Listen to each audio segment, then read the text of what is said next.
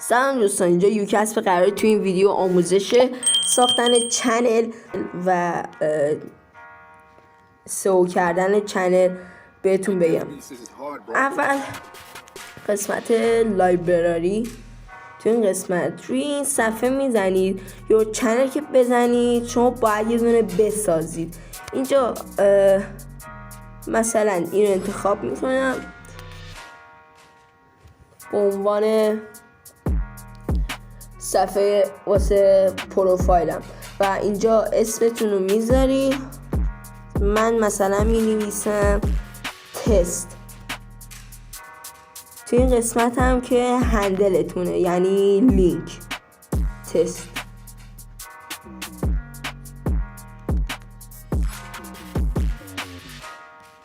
تو این قسمت کریت چنل میزنید، چنلتون واسهتون ساخته میشه.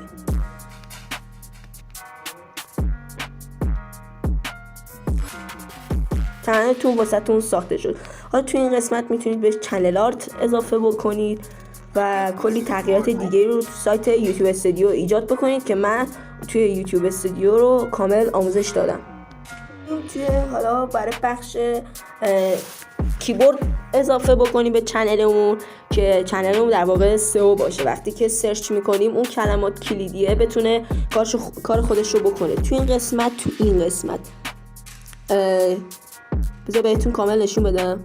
تو این قسمت شما میزنید وارد چنل. این قسمت واحد پولی که میخواید واسهتون درآمد بیاد همیشه بذارید روی دلار. اگر توی خارج هستید، مثلا اگر تو خارج هستید واحد پول اون کشور رو بذارید، مهم نیست.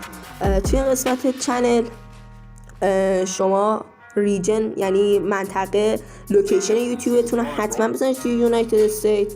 حالا من یه دونه رندوم میذارم. اینجا هم کیبورد مثلا نکات کلمات کلیدی کانالتون رو بنویسید، مثلا آموزش یوتیوب،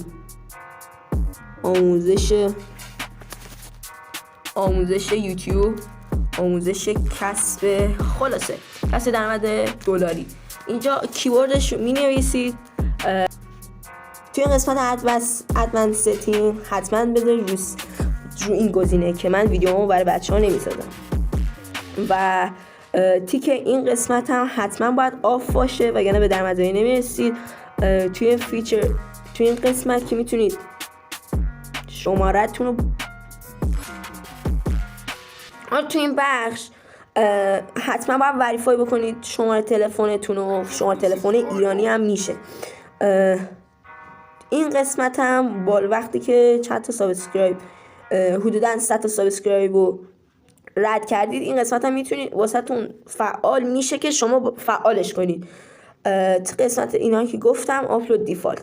این قسمت دیسکریپشن مخصوص خودتون رو وارد میکنید و دیگه این وقتی که هر ویدیویی که آپلود میکنید دیگه مثلا اینه که وقتی که اینجا وارد میکنید متنتون تگتون اینا رو وارد میکنید، وقتی که ویدیوتون رو آپلود میکنید دیگه واسهتون آسون تر میشه. دیگه از اینجا دیگه نیاز نیست هی تو هر ویدیویی اضافه بکنید.